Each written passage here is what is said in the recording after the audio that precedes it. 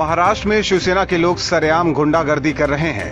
अभी तक शिवसेना के नेताओं द्वारा अभिनेत्री कंगना रनौत के खिलाफ अपशब्द कहने और मारने की धमकी देने का मामला अभी थमा नहीं है कि अब शिवसेना के गुंडों ने सेना के रिटायर्ड अधिकारी की सरेआम पिटाई कर दी है।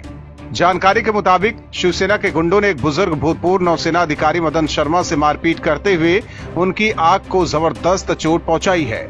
दरअसल मुख्यमंत्री उद्धव ठाकरे का व्यंग्यात्मक कार्टून व्हाट्सएप के जरिए साझा करने से नाराज शिवसेना के 2 शाखा प्रमुखों ने अपने 5-6 गुंडों के साथ सेवानिवृत्त नौसेना अधिकारी पर उनके घर में घुसकर हमला कर दिया। इस घटना के बाद महाराष्ट्र की राजनीति एक बार फिर गर्मा गई है। कांग्रेस ने शिवसेना पर निशाना साधा है। मुंबई कांग्रेस के नेता संजय निरुपम ने शिवसेना को गुंडों की पार्टी कहा है। निरुपम ने कहा कि शिवसेना में न कोई बदलाव आया है और न ही आने वाला है। उन्होंने कहा कि शिवसेना के गुंडे इस प्रकार की हरकत करते रहते हैं। वहीं निरुपम ने इस बहाने संजय राउत पर भी हमला बोला। निरुपम के मुताबिक जब शिवसेना के बड़े नेता गाली गलौज कर रहे हैं तो छोटे मोटे कार्यकर्ता तो ऐसा करेंगे ही। उन्होंने सीएम उद्धव ठाकरे से अपील की है कि इस प्रकार की हरकतों से बाज आइए। महाराष्ट्र की जनता इस प्रकार की हरकतों को स्वीकार नहीं करती है। निरुपम ने कहा कि शिवसेना का सैनिकों के प्रति प्रेम सिर्फ दिखावा है। शिव सैनिक अपने बदतमीजियों से बाज नहीं आते हैं। शिवसेना अपने बदतमीजियों से बाज नहीं आएंगे।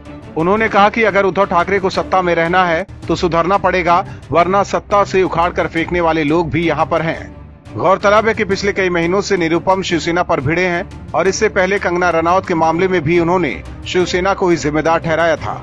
हालांकि गठबंधन के नेताओं के विरोध के बाद भी शिव सैनिक अपनी हरकतों से बाज नहीं आ रहे हैं और महाराष्ट्र में गुंडागर्दी कर रहे हैं।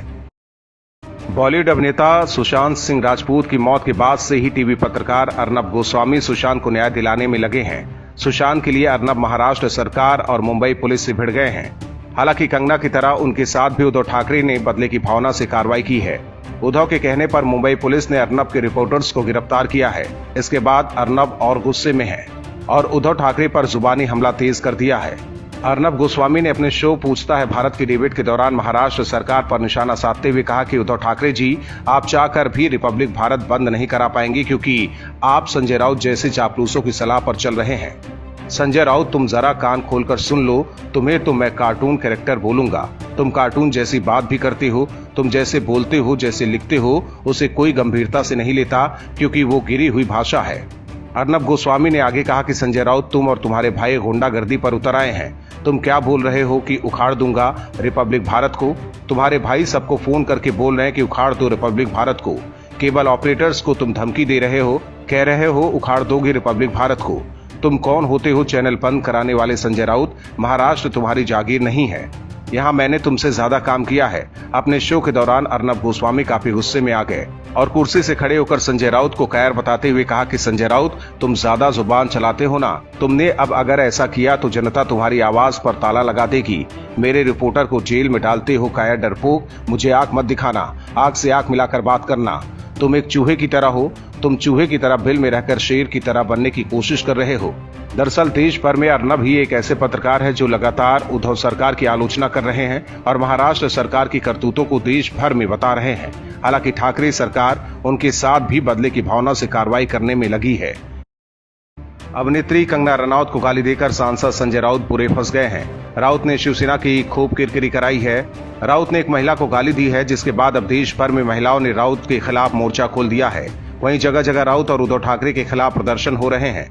राउत के लिए सबसे बड़ी मुश्किल ये है कि राष्ट्रीय महिला आयोग अब राउत के खिलाफ केस दर्ज कराने पर विचार कर रहा है। एनसीडब्ल्यू की अध्यक्ष रेखा शर्मा ने ट्वीट कर राउत और उद्धव ठाकरे पर जमकर निशाना साधा है। एनसीडब्ल्यू के अध्यक्ष रेखा शर्मा ने कहा कि अगर मुंबई पुलिस कंगना पर मुख्यमंत्री उद्धव ठाकरे के खिलाफ गलत भाषा का इस्तेमाल करने को लेकर शिकायत दर्ज कर सकती है तो कंगना रनौत को गाली देने के लिए संजय राउत के खिलाफ भी मुकदमा कर सकती है। हालांकि महाराष्ट्र में अभी शिवसेना और मुंबई पुलिस की मिलीभगत चल रही है। ये सिलसिला सुशांत केस के बाद और बढ़ गया है और मुंबई पुलिस वही कर रही है जो उद्धव ठाकरे चाह रहे हैं। कंगना ने उद्धव को तू तड़ाक बोल दिया तो उनके खिलाफ तुरंत मुकदमा दर्ज कर लिया गया है। वहीं राउत ने कंगना के लिए हरामखोर शब्द का इस्तेमाल किया है। इसके बाद भी राउत पर कोई मामला दर्ज नहीं हुआ है। इसके अलावा शिवसेना के और भी कई नेताओं ने कंगना को गाली दी है और उन्हें मारने तक की धमकी दी है। बावजूद सभी आजाद घूम रहे हैं। सवाल है कि क्या महाराष्ट्र में कानून सिर्फ बाहरी के लिए है क्या? शिवसेना की गुंडाई के खिलाफ कार्रवाई नहीं हो सकती है क्या? ऐसे कई सवाल हैं जिसका जवाब उद्धव ठाकरे को देना होगा। बॉलीवुड अभिनेत्री कंगना रनौत का मुंबई में ऑफिस गिराकर शिवसेना और उद्धव ठाकरे ने पूरे देश से दुश्मनी मोल ले ली है। उद्धव के खिलाफ पटना से लेकर हिमाचल तक प्रदर्शन हो रहे हैं। वहीं शिवसेना को एक और बड़ा झटका लगा है। शिवसेना और अयोध्या का रिश्ता काफी पुराना है। उद्धव ठाकरे भी अयोध्या जाते रहे हैं और उनका भरपूर स्वागत होता रहा है, लेकिन कंगना के साथ विवाद के बाद अब अयोध्या में उद्धव का स्वागत नहीं होगा, बल्कि उनको विरोध झेलना पड़ सकता है। संतों और विश्व हिंदू परिषद ने घोषणा की है कि उद्धव अयोध्या न आए। यहाँ आने पर उनका स्वागत नहीं होगा, बल्कि उन्हें विरोध झेलना पड़ेगा। अखिल भारतीय अखाड़ा परिषद के अध्यक्ष महंत नरेंद्र गिरी ने भी कंगना रनौत को देश की बेटी बताया है। उन्होंने भी उद्धव ठाकरे को अयोध्या न आने की धमकी दी है। वहीं हनुमानगढ़ी मंदिर के पुजारी महंत राजू दास ने कंगना के दफ्तर को तोड़ने का विरोध किया है। उन्होंने कहा कि उद्धव ठाकरे या शिवसेना का कोई भी नेता अयोध्या में आया तो उनका विरोध होगा। संत उनकी करतूत के खिलाफ हैं। बीएमसी ने कंगना का दफ्तर तोड़कर अच्छा नहीं किया। महंत गिरी ने कहा कि कंगना रनौत बहादुर और हिम्मत वाली बेटी हैं, जिन्होंने बॉलीवुड के माफियाओं और ड्रग माफियाओं के रैकेट का भंडाफोड़ किया है। उन्होंने निडर होकर बॉलीवुड में एक विशेष समुदाय के वर्चस्व के खिलाफ खुलकर आवाज उठाई है। इससे न केवल बॉलीवुड के माफिया डर गए हैं, बल्कि सरकार के भी कदम उखड़ रहे हैं। अखाड़ा परिषद के अध्यक्ष महंत नरेंद्र गिरी ने कहा कि कंगना रनौत की ओर से कहे सच को दबाने के लिए उद्धव ठाकरे सरकार ने कंगना के कार्यालय पर बुलडोजर चलवाया है और बदले की कार्रवाई की है। संतों का ये भी कहना है कि अब शिवसेना वो नहीं रही जो कभी बाला साहेब ठाकरे के अधीन हुआ करती थी। माना जा रहा है कि कंगना के बाद विवाद के बाद अब शिवसेना के वोट बैंक पर भी असर पड़ेगा। हिंदुओं की नाराजगी से आगामी चुनाव में शिवसेना को इसका खामियाजा भुगतना पड़ सकता है। कांग्रेस में गांधी युग कभी खत्म नहीं होने वाला है और जो गांधी परिवार से टकराएगा उसका हश्र यही होगा। दरअसल हम बात कर रहे हैं 23 कांग्रेस के वरिष्ठ नेताओं की, जिन्होंने ये सोचकर सोनिया गांधी को चिट्ठी लिखी थी ताकि पार्टी में फेरबदल हो सके। लेकिन इन वरिष्ठ नेताओं का सोनिया गांधी को लेटर लिखना महंगा पड़ गया है। सोनिया गांधी ने ऐसा फेरबदल किया कि कई वरिष्ठ नेताओं को पार्टी से दरकिनार कर दिया गया है। कांग्रेस के अंतरिम अध्यक्ष ने सबसे ज्यादा ज्यादती गुलाम नबी आजाद के साथ किया है। आजाद पूरे टाइम गांधी परिवार की गुलामी करते रहे हैं, लेकिन इस बार उनको महासचिव पद से हटा दिया गया है। वहीं अब गुलाम नबी आजाद को कांग्रेस दोबारा राज्यसभा नहीं भेजेगी। कांग्रेस वर्किंग कमेटी का नए सिरे से गठन किया गया है। नया अध्यक्ष चुनने में सोनिया की मदद के लिए 6 नेताओं की नई कमेटी बनाई गई है। हालांकि गुलाम नबी आजाद, अंबिका सोनी, मल्लिकार्जुन खड़गे को नई CWC में बरकरार रखा गया है।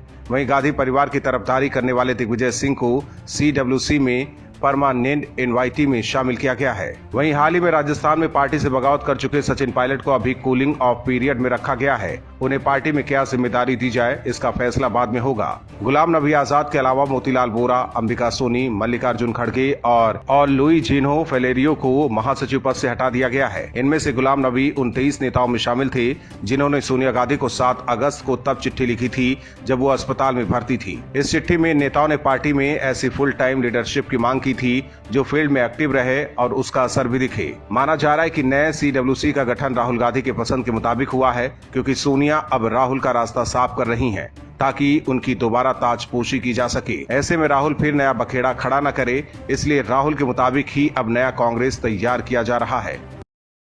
शिवसेना और कंगना रनौत के बीच लड़ाई बढ़ती जा रही है। कंगना लगातार उद्धव ठाकरे पर निशाना साध रही हैं। वहीं कंगना रनौत के समर्थन में अब यूपी के वाराणसी के लोग भी आ गए हैं। शिवसेना और उद्धव सरकार के खिलाफ बनारस में एक पोस्टर लगाया गया है जिसमें कंगना को द्रौपदी बताया गया है, जबकि महाराष्ट्र के मुख्यमंत्री उद्धव ठाकरे और शिवसेना के सांसद संजय राउत को दुशासन और दूसरों को कौरव चरित्रों में दिखाया गया है। इतना ही नहीं, पीएम मोदी को भगवान कृष्ण के रूप में चित्रित किया गया है। दरअसल देश भर में कंगना के समर्थन में लोग खड़े हुए हैं और शिवसेना को जमकर कोस रहे हैं। कंगना का ऑफिस गिराकर उद्धव ठाकरे पूरी तरह फंस गए हैं। इससे पहले अयोध्या के संतों ने भी उद्धव ठाकरे की जमकर आलोचना की है और कहा है कि अगर ठाकरे अयोध्या आते हैं तो उनका स्वागत नहीं किया जाएगा। वहीं वाराणसी के लोगों की माने तो महाराष्ट्र सरकार कौरव सेना की तरह काम कर रही है। उद्धव के अलावा लोग कांग्रेस की अंतरिम अध्यक्ष सोनिया गांधी पर भी चुप्पी साधने का आरोप लगा रहे हैं। इससे पहले महाराष्ट्र सरकार के साथ तनातनी के बीच अभिनेत्री कंगना रनौत ने कांग्रेस अध्यक्ष सोनिया गांधी की चुप्पी पर निशाना साधा था। उन्होंने कहा था कि सोनिया गांधी को महाराष्ट्र सरकार की ओर से किए गए दुर्व्यवहार के मामले में